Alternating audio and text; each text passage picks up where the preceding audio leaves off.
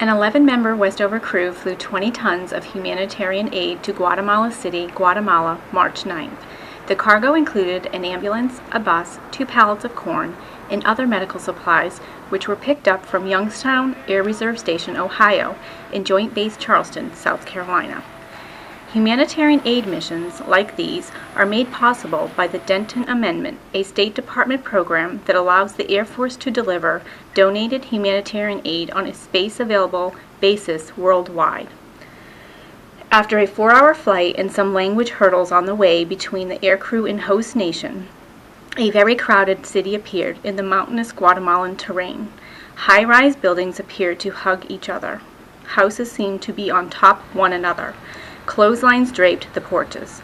The Westover Galaxy touched down on the 9,800-foot runway of La Aurora International Airport.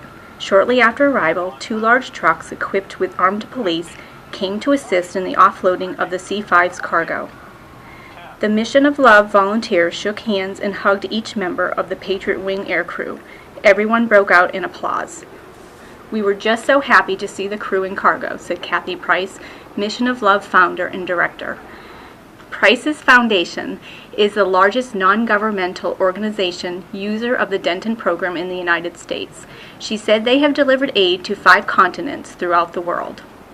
The cargo delivered by the Patriot Wing will be put to good use. "I'll be delivering the wheelchairs to children with cerebral palsy and washing and waxing the ambulance and bus for the presentation to the Mayan communities," she said. They'll go to Wayby, a children's hospice in Tecpan, Guatemala, which serves terminally ill children. The ambulance will service 80,000 Mayan Indians and will be the only one of its kind in the region, while the school bus will provide transportation to 13,000 Mayan children for education. The Denton Amendment mission brought a sense of accomplishment and pride to the entire aircrew. "It's this kind of mission that makes everything that you have to do back at home station worth it," said Daniel Orcutt, 337th Airlift Squadron Loadmaster. Due to Guatemalan equipment limitations, about 800 pounds of corn had to be broken down from the 2 pallets and hand-carried off the C-5. The Westover aircrew and volunteers worked alongside each other, completing the task in less than 15 minutes. "When we distribute the corn, the Mayan Indian mothers cry with gratitude," said Price.